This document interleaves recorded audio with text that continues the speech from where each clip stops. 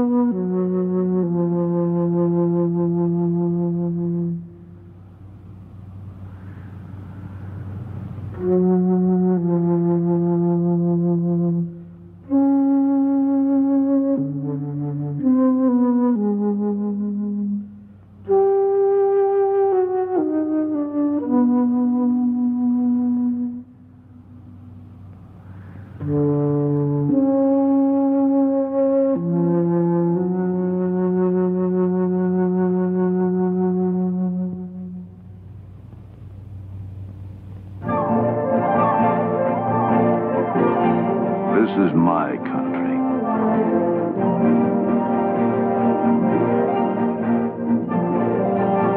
I've spent all my life in areas like this, as close to the animals as a man can get.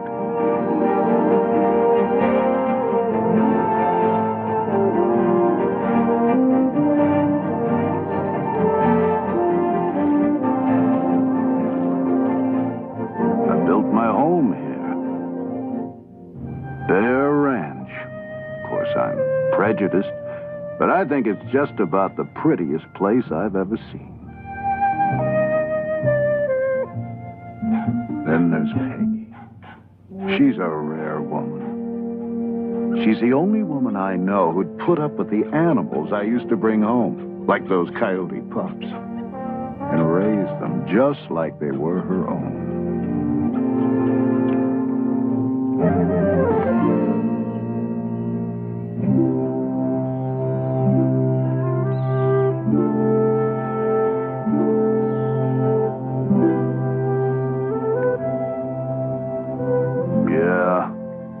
We've shared more ups and downs than there are in the high Sierras. Those were good days. Simple, clear cut.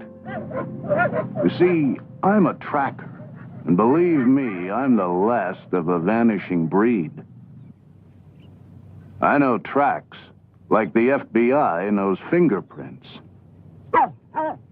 I specialized in renegades, killers of livestock, and sometimes people. I didn't kill for sport. I went after the right animals so innocent ones might be spared.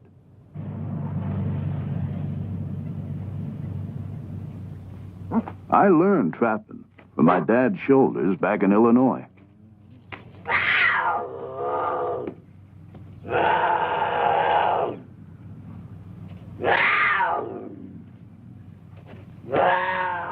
Since that time, I've worked for the government, territory, sheriff's office, federal game warden. When they had a renegade, they knew who to call.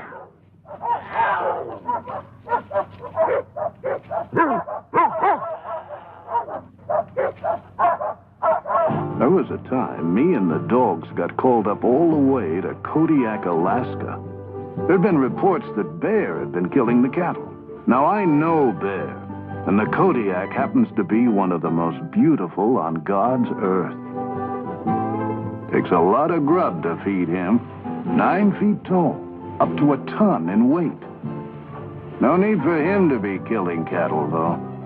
He's as fine a fisherman as you'll ever see.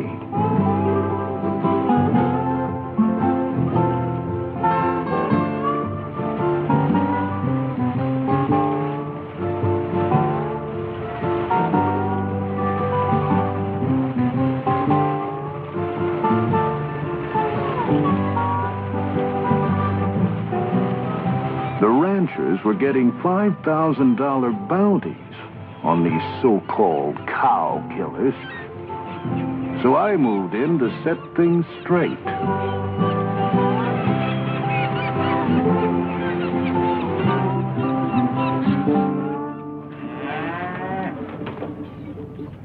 I met a rancher who said it ain't Kodiak killing my cattle.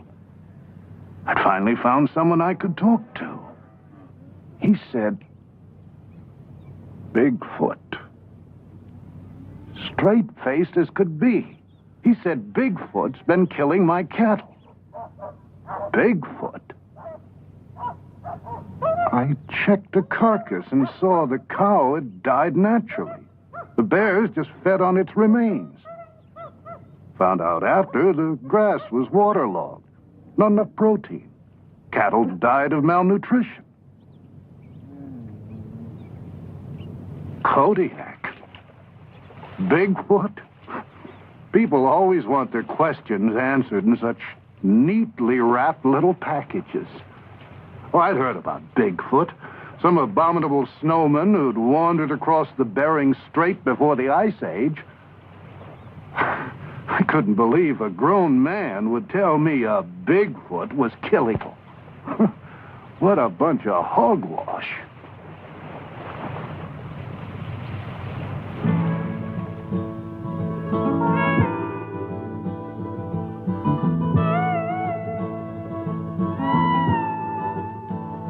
I didn't mind at all putting distance between me and those crazies in Alaska. And it felt good to be with some sensible folks like Peggy's brother. And Arizona University wanted us to track down a javelina hog for research. It's a small critter, but vicious.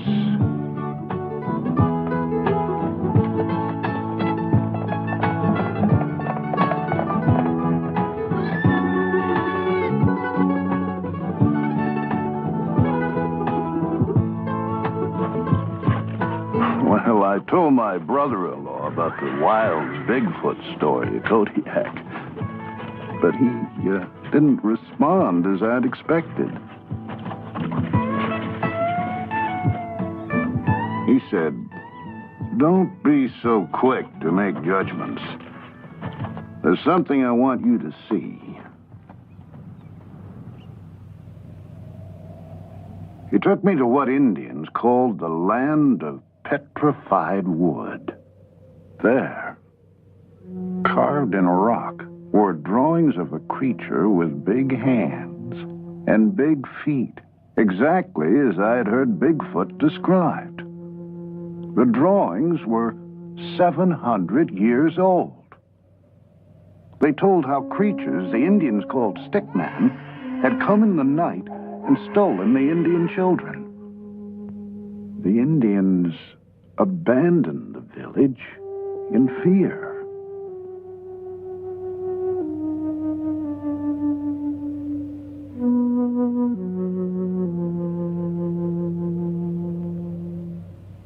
First the ranchers, now my brother-in-law. My head was reeling with Bigfoot.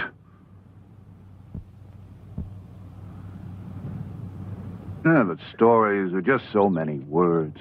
So I soon forgot about him, till I was up tracking a mountain lion. And I found these tracks.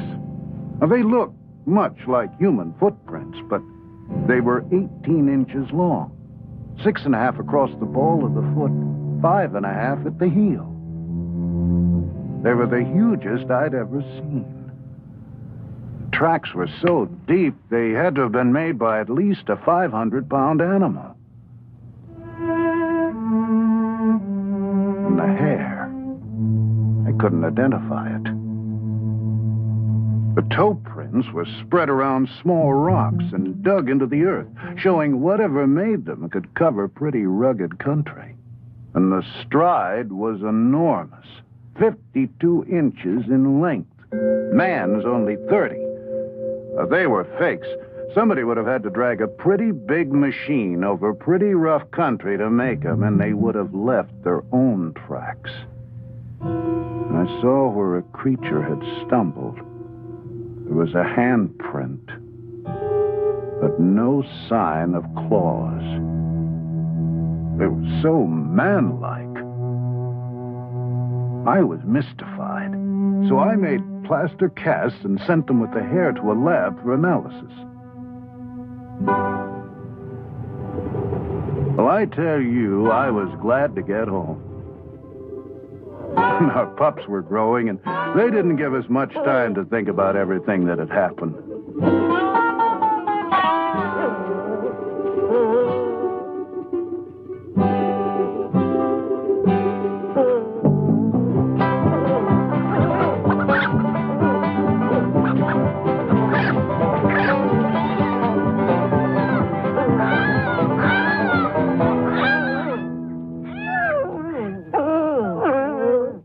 I was called to chase a renegade bear up north. This time, I wasn't so eager to return to the mountains. Tests had shown the hair samples and tracks couldn't be matched with any known animal. I was uncomfortable. The animals were even acting strange.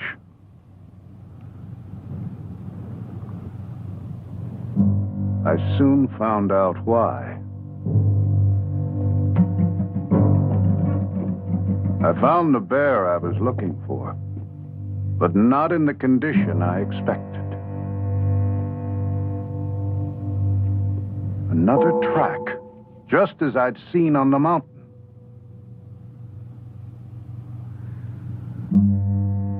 And there, between its teeth, the hair. I was astounded. A 600-pound bear that had stood 8 feet tall, lying by the side of the creek with its neck broken.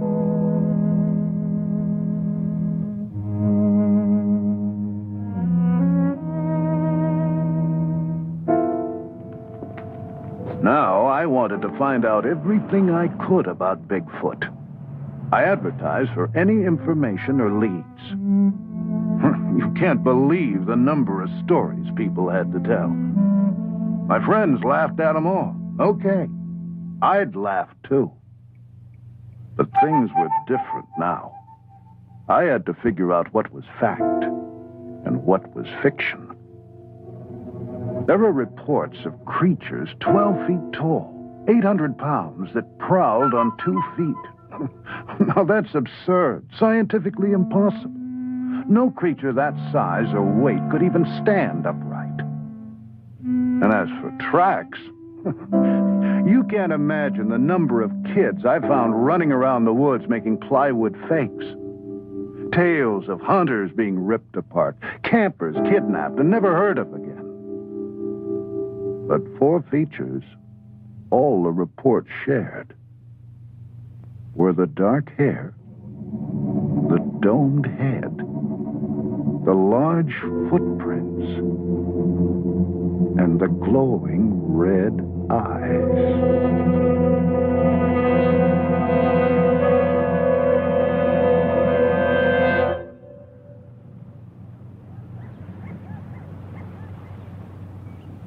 Nature's my home.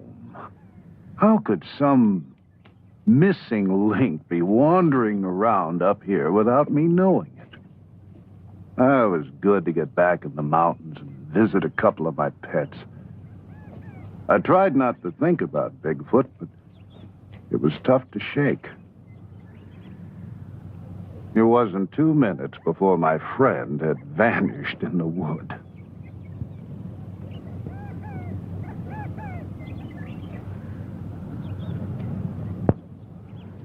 Well, I set out after him, but I couldn't find him anyplace.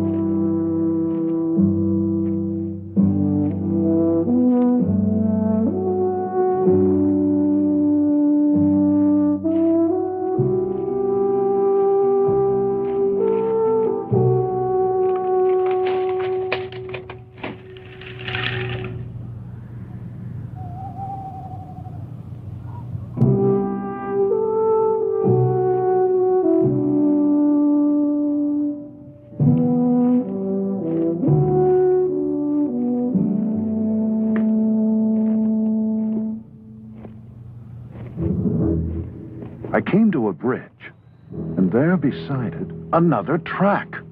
Fresh. My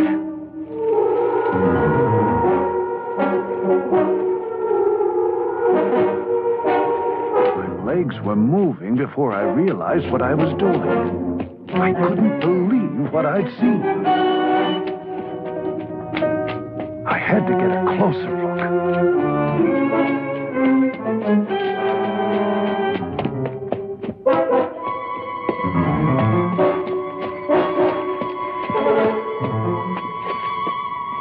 Nauseating, musky odor made it difficult to breathe. But I had to find out what I'd seen. It was getting dark. Time was growing short.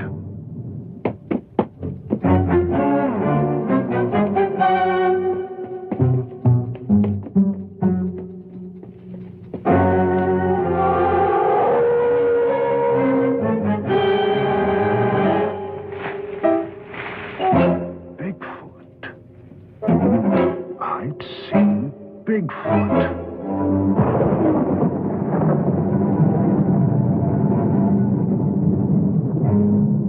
What the hell was I doing? I was here alone, without a rifle, without anyone knowing where to find me. With a 500-pound, 8-foot-tall, vicious creature. I had to get out of here. Get some help.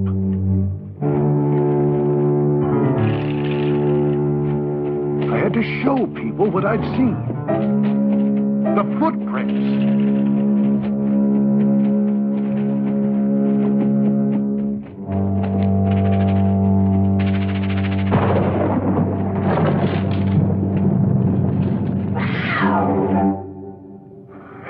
Just the cat.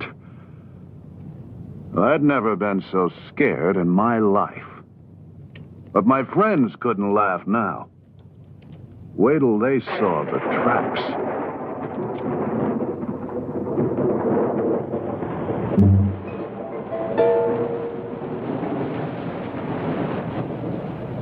But the rains came and washed the tracks away.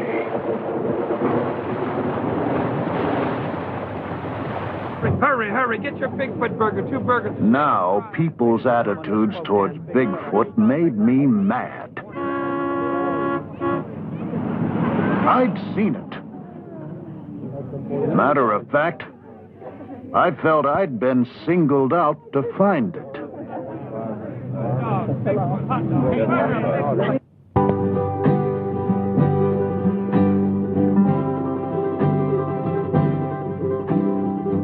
Where do you begin? Jackson Hole, Wyoming. A suspicious set of tracks. I really thought I was onto something.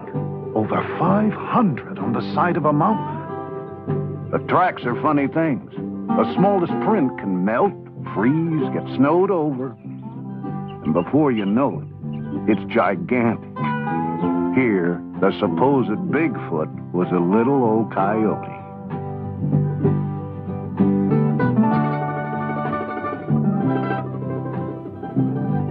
The redwoods, an endless source of sightings.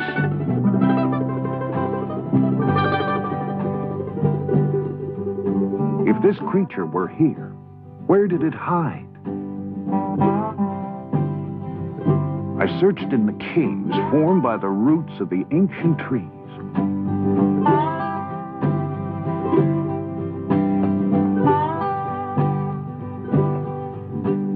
Here were perfect shelters, large, dark, secluded, hideaways to recover from injuries. Refuge for many forest animals from the elements. Protected privacy when giving birth. Hundreds of tree caves, but no tracks, bones, or unusual droppings. No clues at all. I had to be wasting my time. But there was a statue carved in redwood. Its image was based on hundreds of sightings collected over the years. And it was exactly like the creature I had seen myself.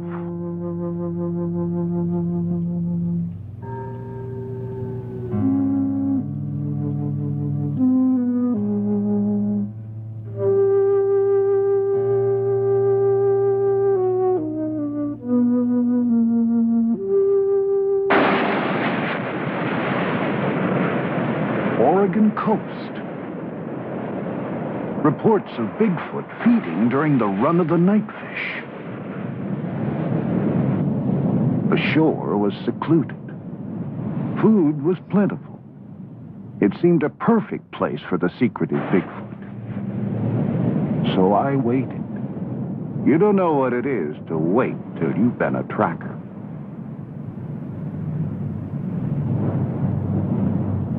Finally, a gull came with the first sign of the run. And right behind it, you've never seen so many fishermen.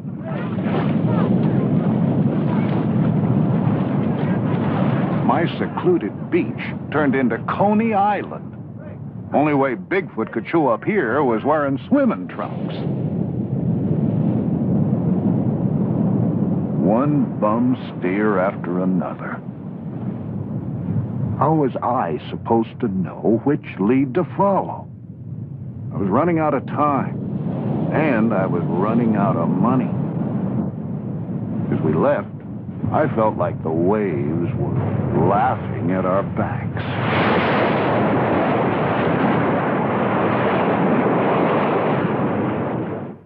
Then came our hottest tip yet.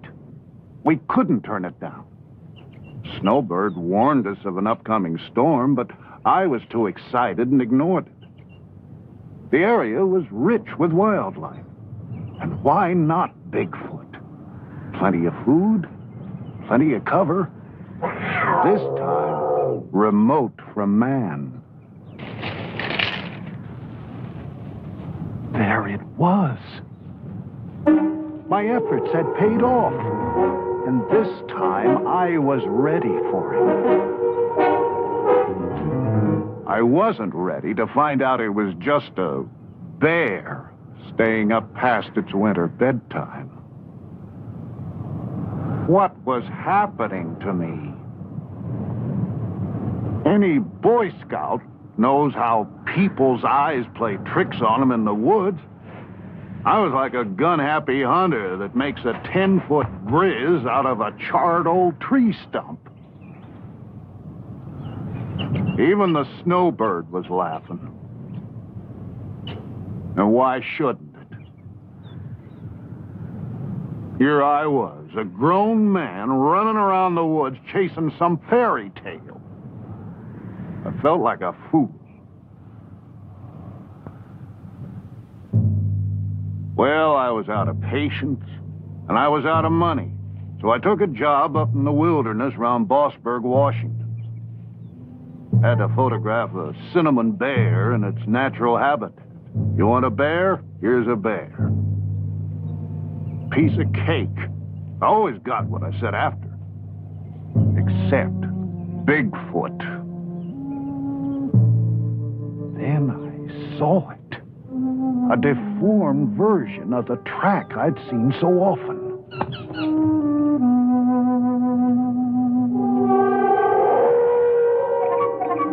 There it was. Finally, face to face with Bigfoot.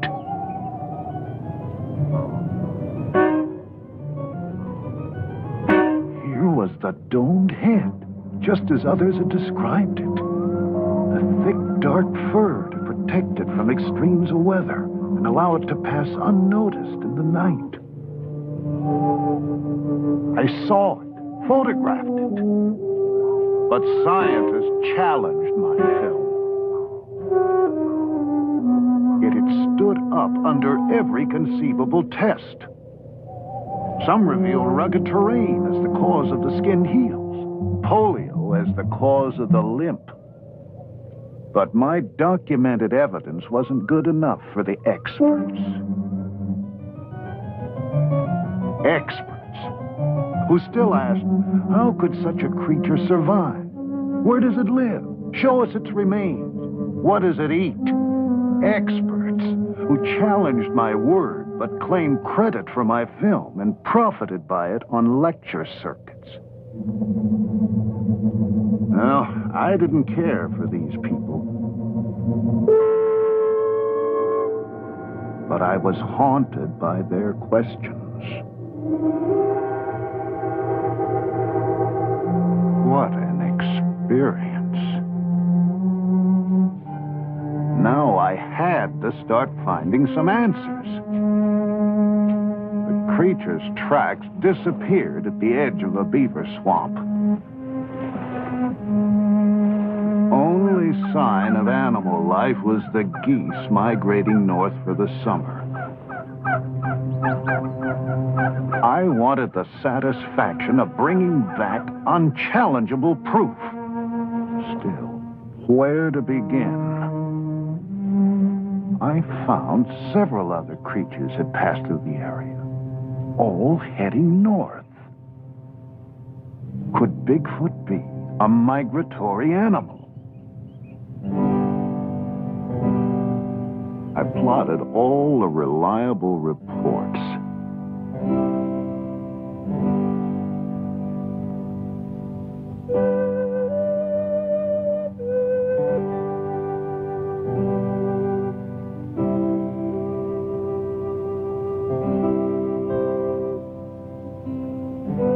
There actually seemed to be a migratory pattern extended over thousands of miles. If this were true, I'd have some means of predicting the creature's movements and a good chance to find some answers to my questions. Bigfoot always stayed in very rocky mountains and isolated terrain. The greatest number of sightings, and the only ones of the Bigfoot young, were in summer, above the Arctic Circle. Could that be where Bigfoot migrated to breed? If I move rapidly, I might find a clue before season's end.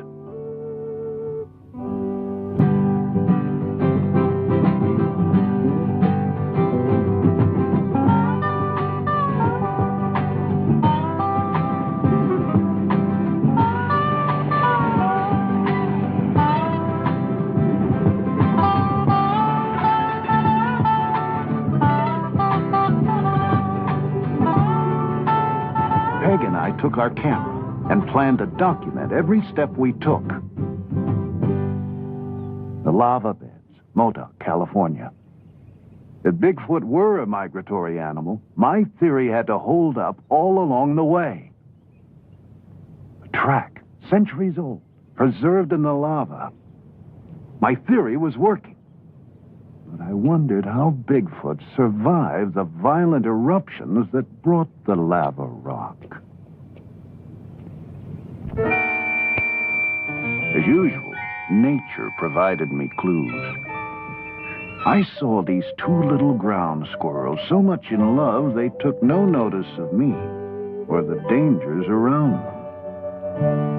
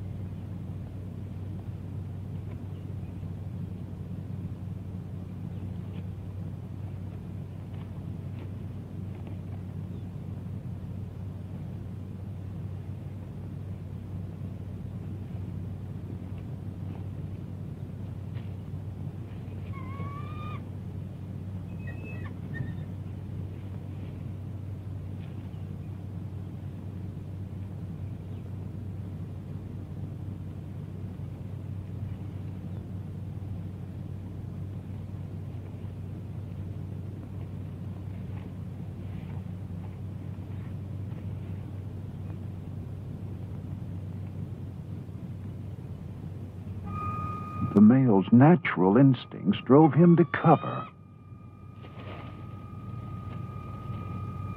These same instincts started up in the wounded squirrel.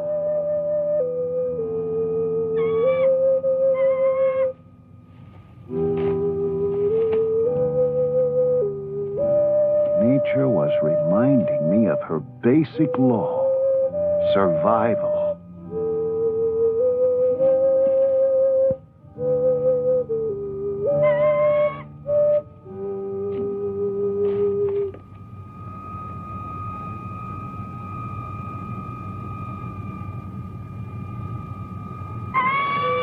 This same will to survive must have somehow kept Bigfoot going throughout all these years. But where did the creature go if it were injured? The caves, Mount Lassen.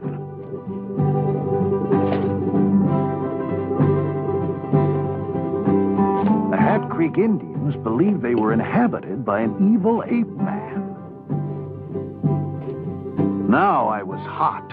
Every step along the way brought me new clues. It was too late in the season to find the creature here now. But I'd soon catch up with him above the Arctic Circle.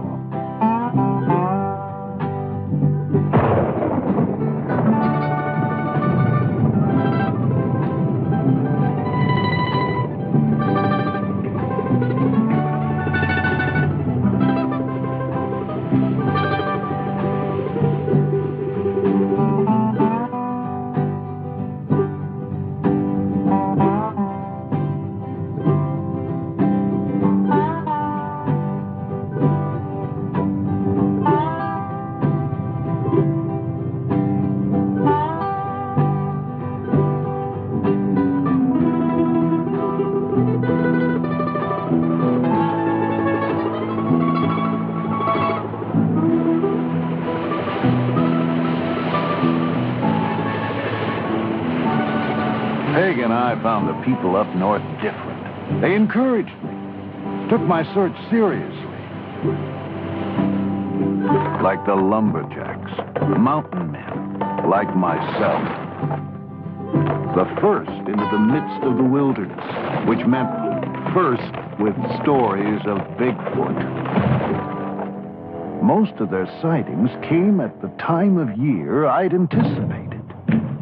They were sure when Bigfoot passed because strange happenings followed in a nearby valley.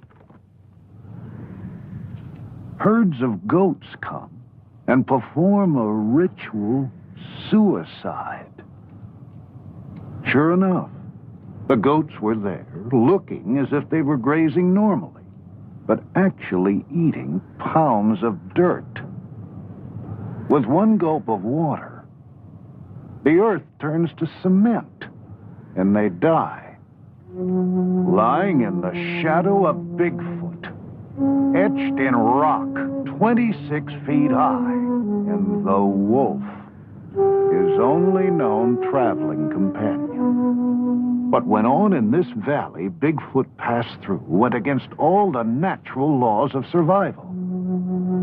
And the rock formations, too massive to have been shaped by man, presented another, totally unexplainable, natural phenomena. To those who cried, for Bigfoot to exist goes against every bit of scientific data known to man, I could now say how much more there is to know. I felt close to the adventurers who'd left their calling cards at Watson Lake as they crossed into the Yukon, and even closer to those who'd made a similar journey at the turn of the century, who set out after something they didn't know where to find, but knew was out there someplace. With so many pouring into the Yukon during the gold rush, it's no surprise there'd be such a rich source of stories about Bigfoot.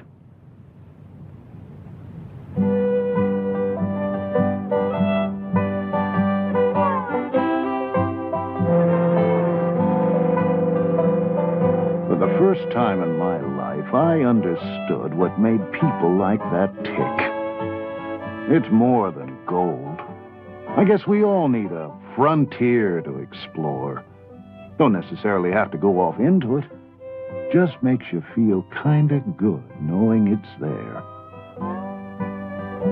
Thousands of these people came from everywhere.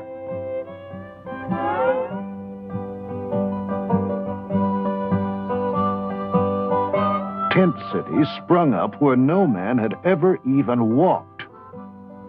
If Bigfoot came here to keep clear of man, its seclusion didn't last for long. Such a rich source of information had to bring new leads. Sure enough, an old miner's story told how the glaciers up there were the burial grounds of the Bigfoot. That would explain why there were no remains. The creatures carried their dead over thousands of miles just to deposit them in crevices that open up in the spring thaw. Can you imagine?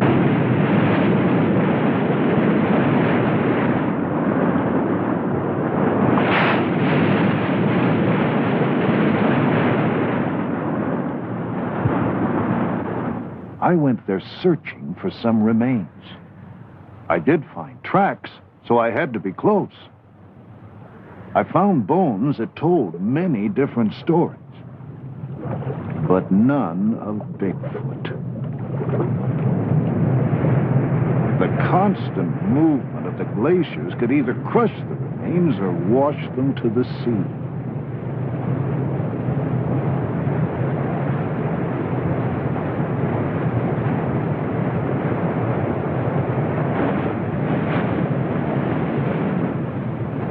Burial grounds of the Bigfoot. I thought of the people who were the source of these stories. Their friends called them crazy, and some of them might have been. But you wouldn't believe the extremes they went to for their fortunes, romance, and the unexplored.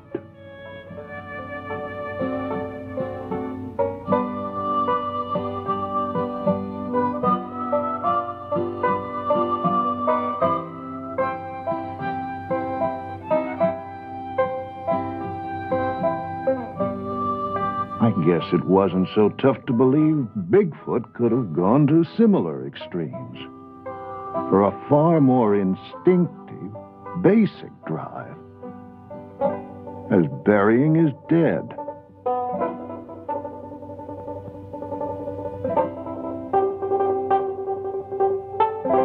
So many questions. Well, I sure understood what drove those miners as they sailed up the river in pursuit of gold. For I'd soon ride the same river in pursuit of Bigfoot. The miners were gone now, but I knew Bigfoot had to still be around. The frequency of current sightings meant he'd somehow survive the diseases the white man brought into the wilds. The tuberculosis, measles, that wiped out whole tribes of Indians and Eskimos.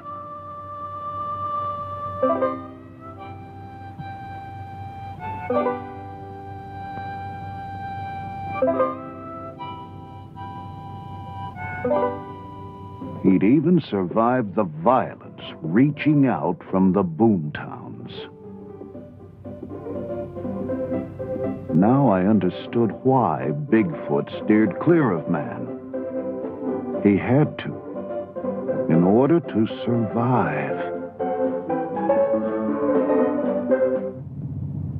However vicious the creature might be, I gained a lot of respect for the elusive Bigfoot and its ability to endure.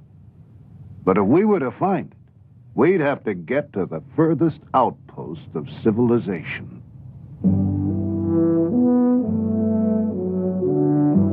When we ran out of road, we saw the remnants of the old pioneers giving way to the machinery of the new. Thousands were now pouring back up to the new gold rush for the black gold, oil. How much longer could Bigfoot avoid all these people? Where would he go next? I gambled on him heading north.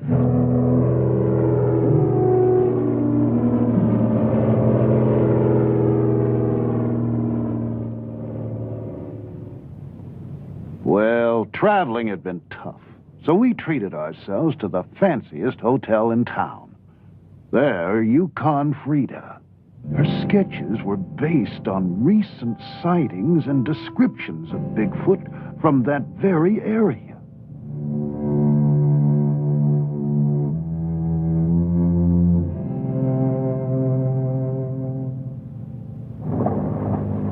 As we started our journey up the river, I thought of the statues and drawings I'd seen in Arizona, California, Oregon, Washington, British Columbia, the Yukon, and now above the Arctic Circle, all of them resembling the very creature I saw myself.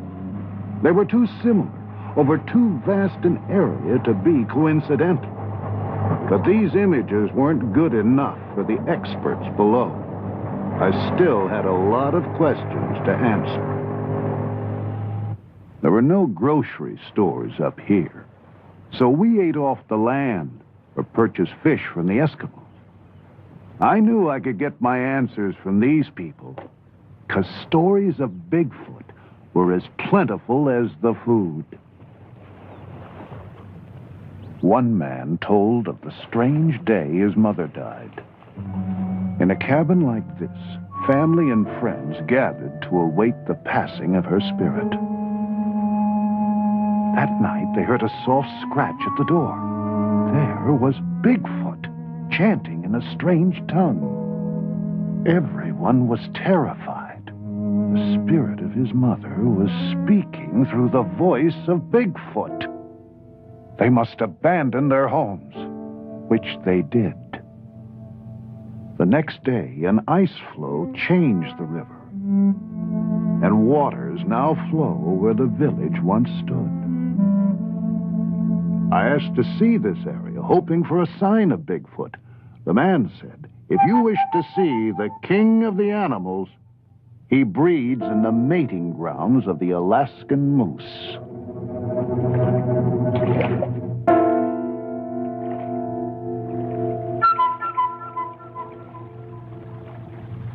The moose came, as if a sign, reaffirming the man's words.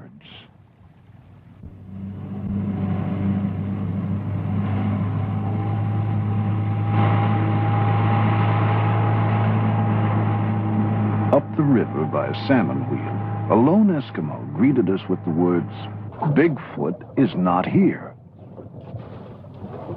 How did he know what we were after? He told a tale about a trapper who killed a creature in the early 40s, bringing the wrath of Bigfoot down upon his people.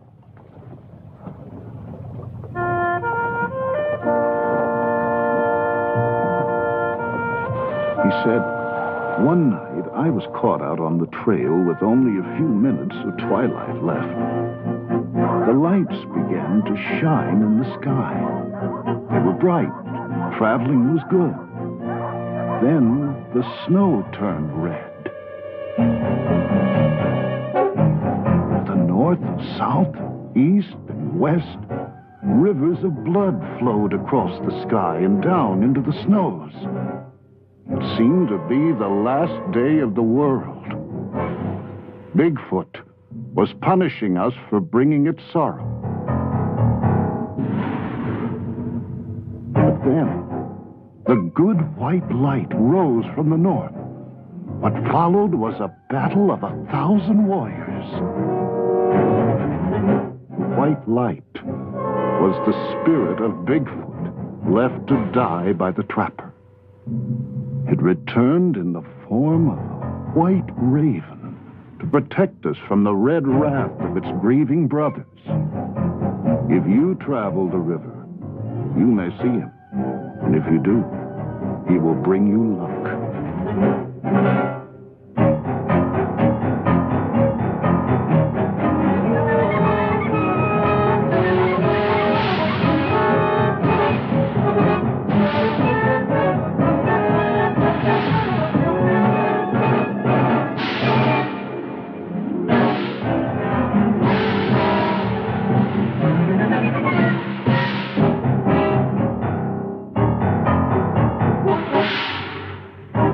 Then the native gasped, pointing to a bird soaring above us.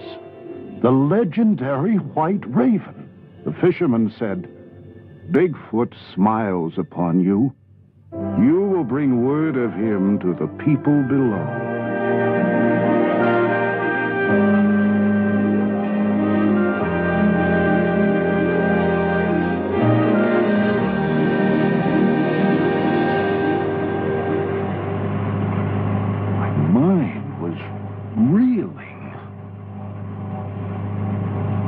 At the next village, the natives were waiting for us. They had heard about the white raven and wanted to show us their secret, sacred figure. Here it was again. They told us how Bigfoot was their friend. Their friend? How did they think such a violent creature could be their friend? They told how Bigfoot always carried the bodies of men killed or lost in the Arctic winter to the edge of the nearest village to be buried by their own kind. When I asked where I could make contact with their friend, they said, "In the land of shining eyes." But they warned me not to violate Bigfoot's domain. I reminded them of the white raven. So they taught me a chant to sing on the night of the full moon and promised I would see the glowing eyes of Bigfoot.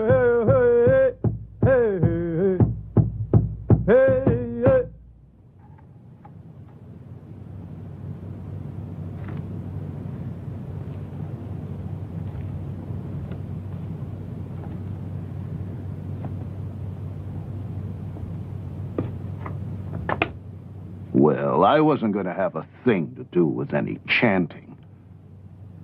So I set up walkie-talkies 300 yards from the tent to monitor any movements on the tundra during the night. At the first sound, I'd have a jump on the creature.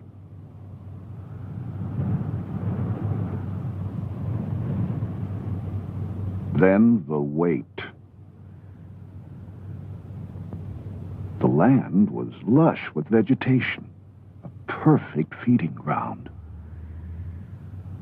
Berries, lichen, gnats, bugs, millions of fish. Not just a land of ice and snow. I understood why Bigfoot and so many animals flocked to the Arctic to breed and raise their young.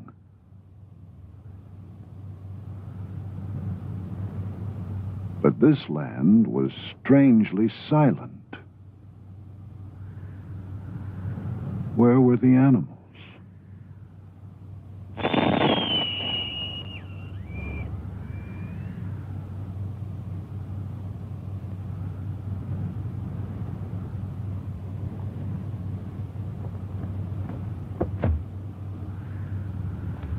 My transmitter had been thrown 15 feet. And the tundra held no tracks. Days passed. I felt like a fool, but now I'd go to any ends to conjure up the creature.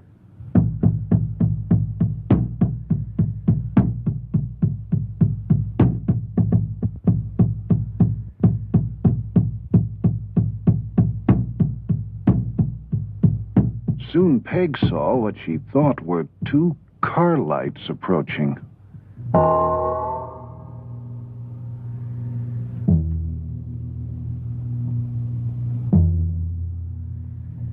I was caught in the darkness, but Peg guided me toward the lights. I had to find out what it was. Then we realized they were the shining eyes. This time, I couldn't let Bigfoot escape.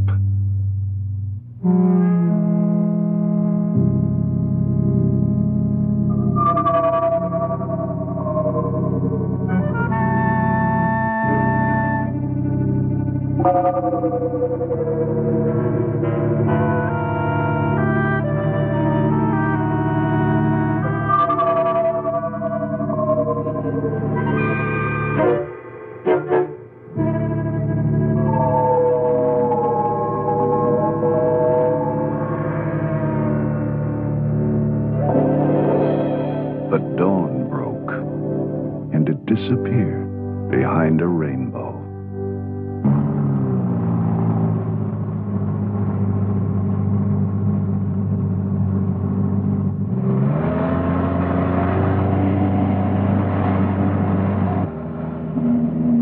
This was too much. I felt like I was coming apart at the seams. Here I was, an experienced mountain man all my life, acting like a spooked tenderfoot. I still had 1,000 questions, and so few answers. I couldn't concentrate. My head was spinning with tall tales and folklore. I no longer knew what to believe. I had to get away from the others and be by myself.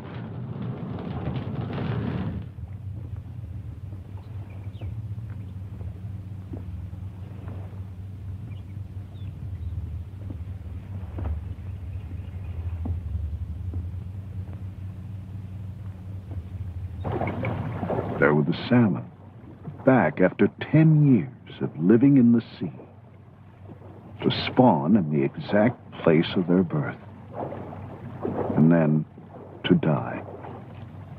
They reminded me of those I'd seen at Kodiak in the days when I was a pure tracker, stuck to nature's signs and wasn't so confused with all the legends and stories of man.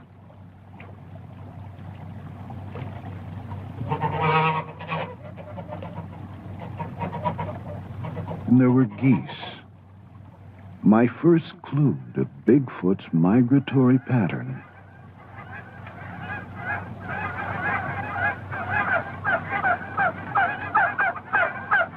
I began to feel close to nature again. I knew that's where I'd find the answers to my questions. And the caribou, watching velvet off their antlers, release swamp gas from the tundra to glow in the night.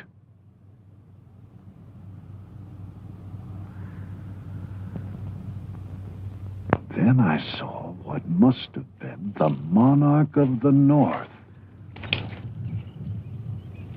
And I was terrified. It could crush the likes of me with one swoop. But it was the most magnificent animal I think I've ever seen. He didn't seem to notice me as he made a clearing. He sharpened his horns as if to prepare for combat. I thought he'd come for me now.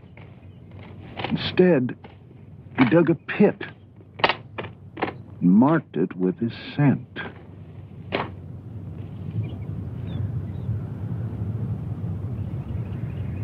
This attracted cows from all over the area and seemed to warn other bulls to keep away.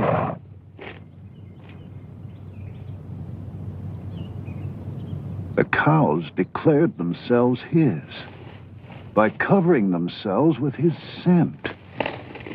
I'd made it. The mating grounds of the Alaskan moose, where no man had ever been before, and possibly the breeding grounds of Bigfoot. Some young bulls seemed a little overeager and found the monarch defending his territory against all intruders, while others waited, for the right moment to move in.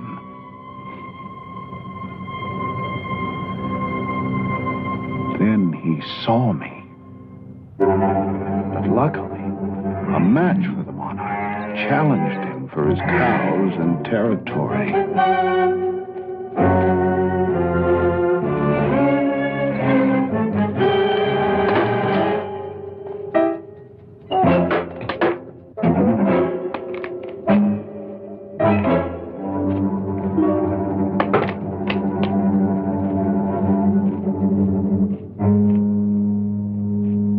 Those who'd waited now moved in.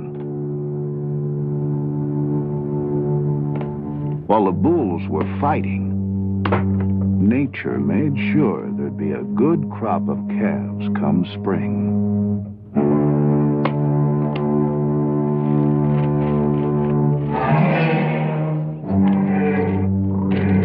Finally, the monarch triumphed.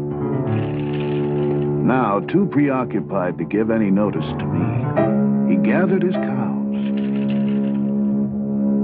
And, according to the law of nature, the strongest began to breed.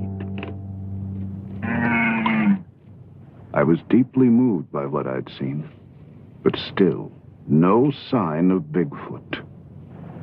The salmon lay dying in the streams, signaling the end of the breeding season. Time was running out, so we took to the air.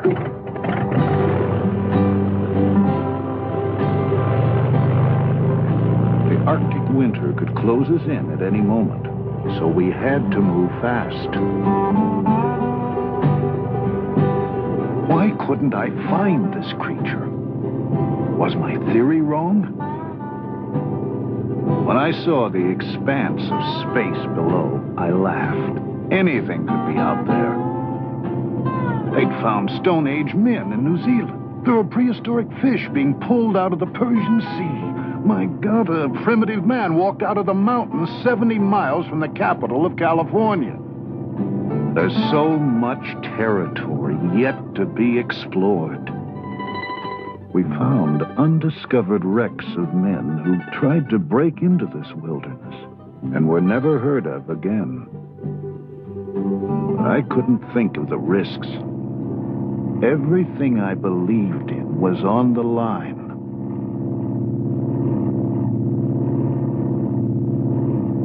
Suddenly, the pilot whipped around. There he was, a young Bigfoot, frozen like a tree.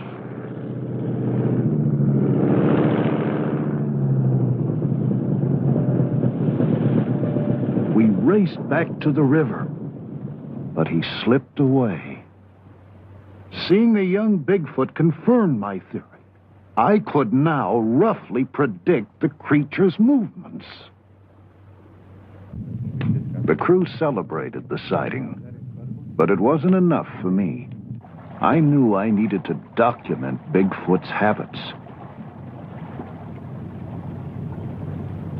The young Bigfoot's tracks led me from the river to a lush meadow. He'd passed through a herd of grazing muskox. I wondered what Bigfoot fed on. Maybe he ate vegetation too. Or fish. I'd seen him by a river. Of course, he could have been cleaning himself. Or drinking. Of course, he could be a predator. One of these oxen had lasted him half the winter. Bigfoot's behavior still held many mysteries. But now it was just a matter of time before I solved them. Sun up, yeah, that's early start, so we can get the bill. Winter now closed down on us in earnest. We were forced to move south, just like the animals.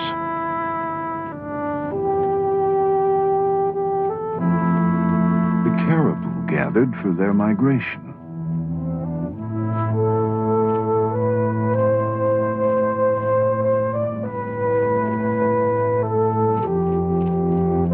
They'd be the source of food for all the meat-eating animals that followed.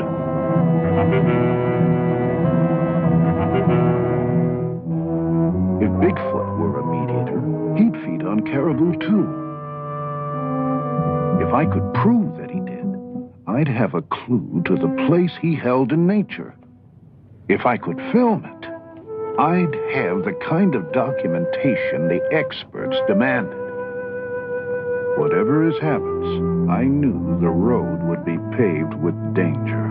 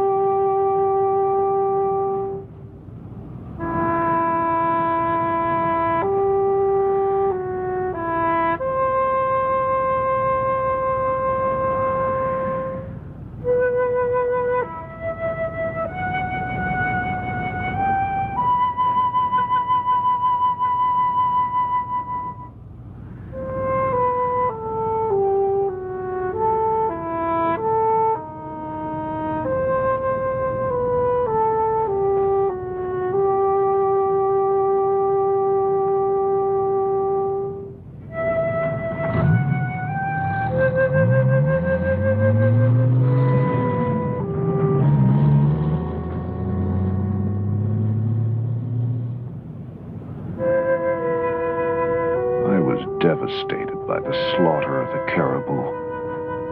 I kept thinking of Bigfoot and its migration. It had to be protected. It could be wiped out before I had a chance to study it.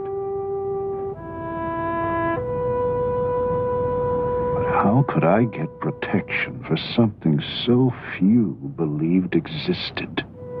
I needed that unchallengeable proof I'd first set out for. There was no sign of Bigfoot with the caribou. It must eat vegetation or fish. The perfect place. Beaver Swamp in the spring.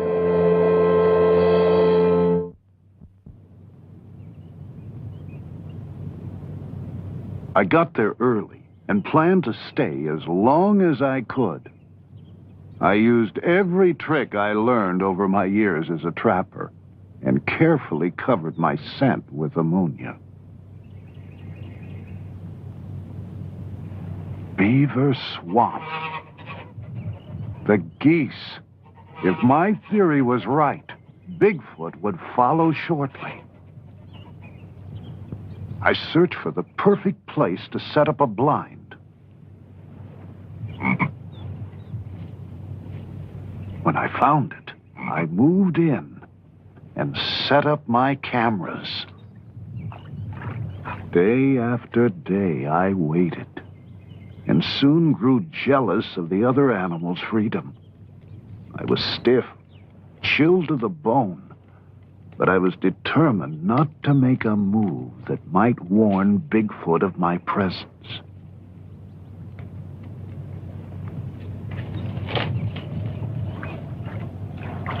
What if he didn't come?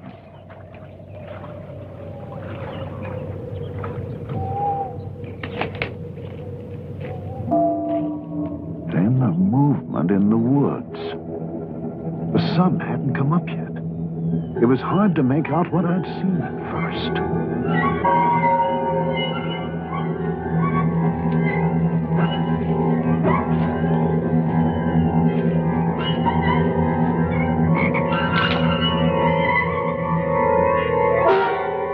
There he was, Bigfoot, standing no more more than 100 yards from my blind. I began to shake all over. I could barely keep hold of my camera. He was awesome.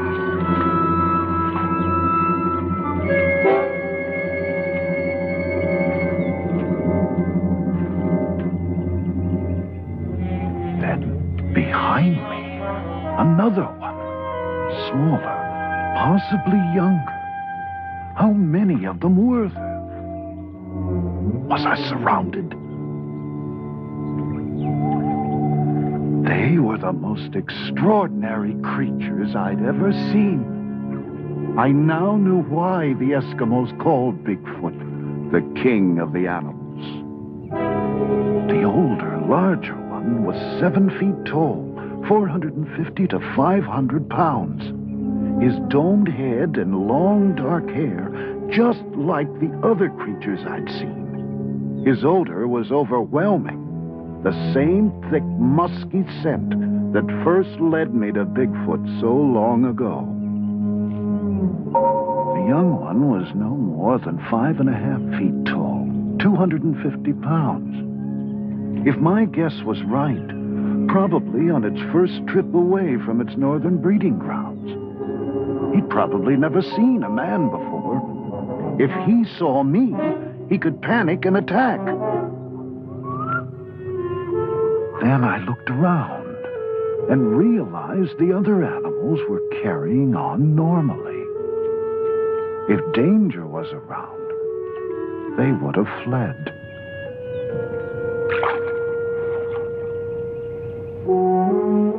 Just as the Eskimos had said, Bigfoot is a benevolent creature. It doesn't even attack or feed on other animals.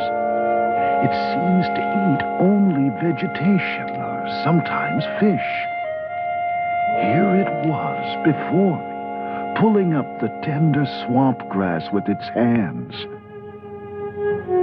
Remarkable huge hands that seemed capable of grasping, scooping up drinking water, and splashing to rid itself of parasites. I'd done it. Here I was again with Bigfoot. Unchallengeable proof my theory had worked. It is a migratory animal, and I now have the documentation of its habits I needed. Now we can begin to understand the place this creature holds in nature.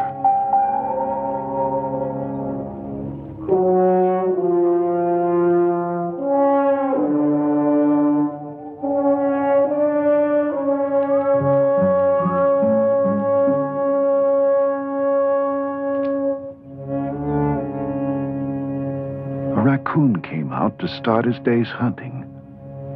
I knew the nocturnal Bigfoot would soon return to the cover of the forest.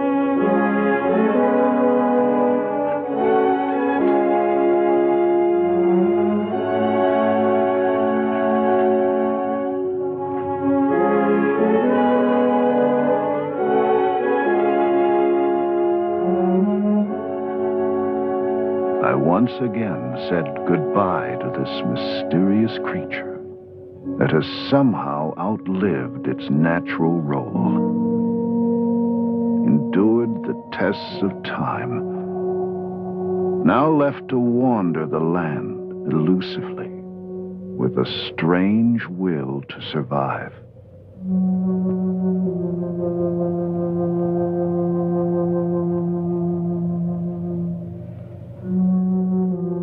Oh, I still have plenty of questions, and I'll continue my search for the answers now. But I assure you, I'll no longer get so caught up in the problems of my research that I'll lose touch with the wonders it reveals.